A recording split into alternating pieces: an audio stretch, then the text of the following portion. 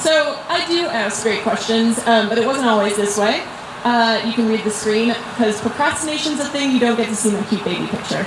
But, so I wasn't always a good question asker. I was really insecure growing up, and I just was a terrible conversationalist, didn't know what to do, so I would do things like, research random facts about Hawaii.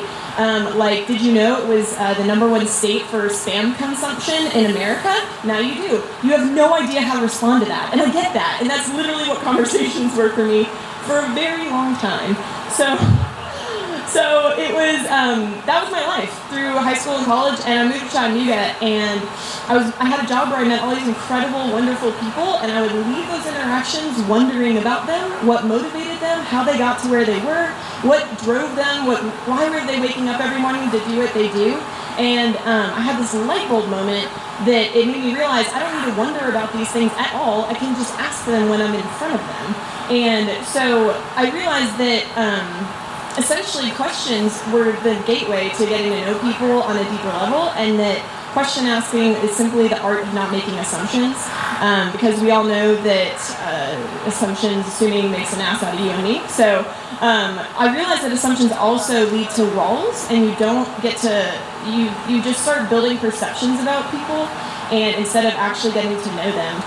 And so we end up putting people in boxes of like, oh, you're a CEO of a tech startup, you fall into this box, or you run a nonprofit, so you fall into this box, and it kind of prevents walls. So why do we ask questions? Why am I so passionate about this? Is because we all have this craving to connect with people on a very core level, getting past the surface level stuff and actually talking about stuff that matters to us. And so it takes an invitation of a question to get to those places.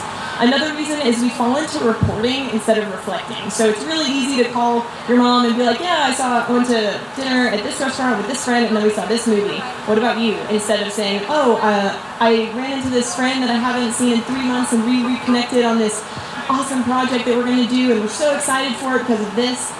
So I wanted to give you four steps to becoming to asking better questions.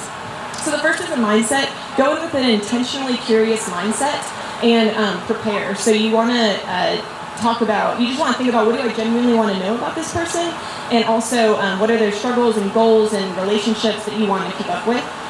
Number 3 is creating a safe space. So you want to make sure that they feel welcomed and encouraged to share their answers when you ask these questions. Always acknowledge what their answer is and thank them for sharing vulnerable things.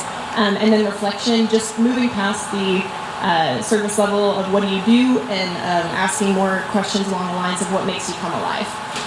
So questions to ask new people.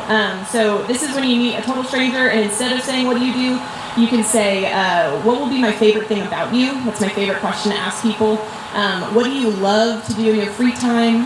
What's something most people don't understand about you when first meeting you? So this immediately cuts the crap, and you can just get to the good stuff. Cues to ask friends. So what makes you come alive? What are your goals? How can I help you pursue what you love to do? And how's your heart?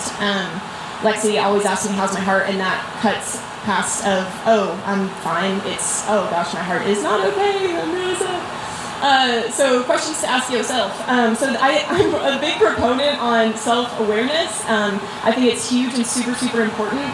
And so what makes you light up? Who is your biggest cheerleader?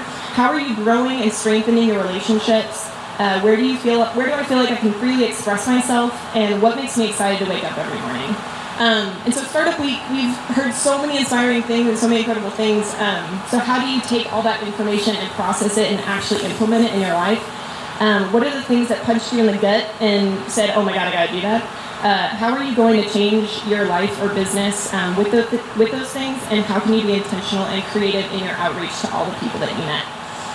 So intentional curiosity. I hear a lot of times, I'm not naturally curious, and it has nothing to do with that. It has to do with being intentionally curious and coming in with this mindset of that this person matters, and there's a lot to care about, and so that you need to come in with that curious mindset and that attitude to create good questions. I love this quote by Albert Einstein. The important thing is to not stop questioning, Curiosity has its own reason for existing. One cannot help but be in awe when he contemplates the mysteries of eternity, of life, of the marvelous structure of reality. It is enough if one tries merely to comprehend a little of this mystery every day. So I want to share why this is super important to me, why I care about it. I think everyone is born with this core light inside of them, and it's who you were created to be. It's what you feel when you feel authentic, where you feel like you're really free to be yourself. And then throughout life, we get filters put on, so we get parental expectations, opinions of friends, school, society, and shoulds.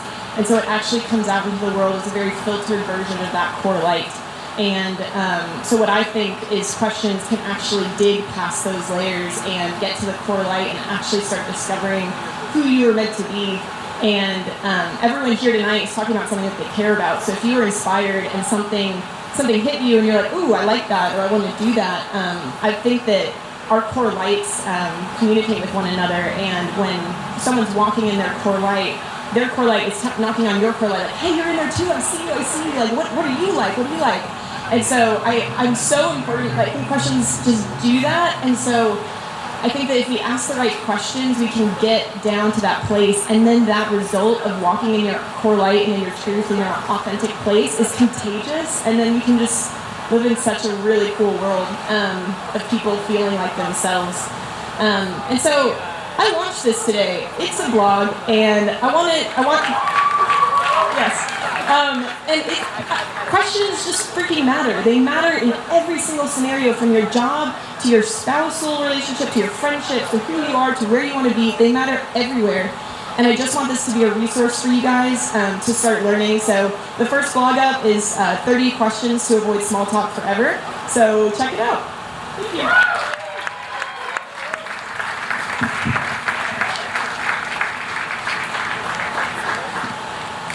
Thank you all so much for coming out tonight. Thank you for Chatterbox for coming. Thank you Bitter Alibi. Thank you Co-Starters. Thank you to all of our volunteers, AIGI. We've also got people from River City here. We've got awesome videographers. We've got an awesome photographer. We've got a cool team here. And thank you to all of you for coming. Last words from David about an after party. Thank you all. Come introduce yourself. I'd love to meet new people. Woo! Give a hand for Lexi. Thank you. Thank you to the PK team for all you guys do to get this ready.